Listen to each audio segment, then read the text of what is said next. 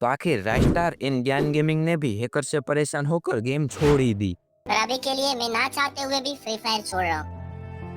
लेकिन अब सवाल ये है कि क्या इन बड़े प्लेयर के छोड़ने से फ्री फायर को कुछ फर्क पड़ेगा? क्या गेम पहले जैसी होगी? और ये सब क्या हो रहा है फ्री फायर कम्युनिटी के साथ? आज हम इन्हीं सब चीज़ों पर बात करेंगे। लेकिन इससे पहले हम 30 सेकंड रॉकस्टार के बारे में जान लेते हैं। और हाँ, यहाँ से मैं गेम प्ले ऐड कर दूंगा ताकि आपको स्टोरी सुनने में और ज़्यादा मज़ा आए। रॉकस्टार ने 2018 में फ्री फायर खेलना स्टार्ट किया था और लोग उसे वन टैप की वजह से जानते हैं। बाद में जब वो ज्ञान गेमिंग की लाइव में आने लगे तो वो पूरे इंडिया में बहुत ही ज़्यादा फेमस हो गए और ऐसे ही धीरे धीरे करके लाखों प्लेयर्स उनके फैन बन गए। उस टाइम पर बच्चा बच्चा रॉकस्टार को जानता था। आपने देखा ही होगा कि जब कुछ टाइम पहले उसकी आईडी बैन हुई थी तो उसके फैंस ने इतनी स्पैमिंग की कि सिर्फ 24 घंटों में उसकी आईडी अनबैन हो गई। तो अगर इतना बड़ा प्लेयर गेम क्विट करेगा तो गेम पे असर तो होना ही है। लेकिन दूसरी बड़ी बात यह है कि रॉकस्टार ने सिर्फ गेम क्विट नहीं की बल्कि उन्होंने दूसरी गेम खेलना स्टार्ट कर दिया है। अब इससे होगा ये कि अगर वो दूसरी गेम ना खेलते तो हो सकता है कि कम प्लेयर क्विट करते।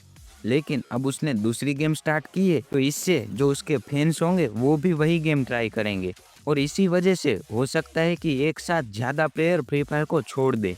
कब ऐसे ज़्यादा प्लेयर फ्री फायर छोड़ने लगेंगे तो हो सकता है कि गरीना वाले गेम को सही करने की कोशिश करे। देखो, अभी तो सिर्फ कुछ क्रिएटर ने गेम छोड़ी है। अगर अभी भी फ्री फायर वाले गेम सही नहीं करेंगे तो हो सकता है कि आगे और भी क्रिएटर गेम छोड़ दे, क्योंकि कोई भी क्रिएटर कब तक ऐसे झेलेगा।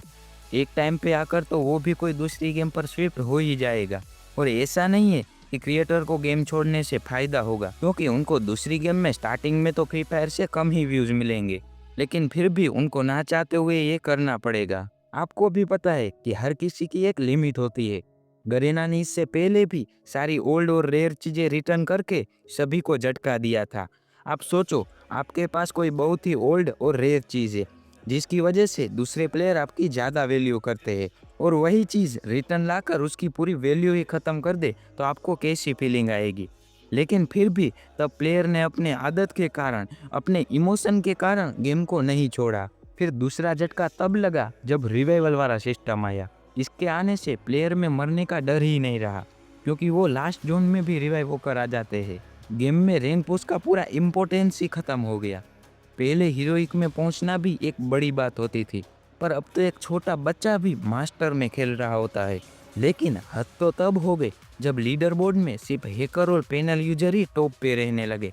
मतलब फिर प्लेयर कितनी भी मेहनत कर ले वो कभी टॉप कर ही नहीं पाएगा। तो अब कोई प्लेयर क्यों ही इस गेम को खेलेगा? ना ही उसकी कोई चीज़ की वैल्यू बची है और ना ही उसके कोई रैंक की।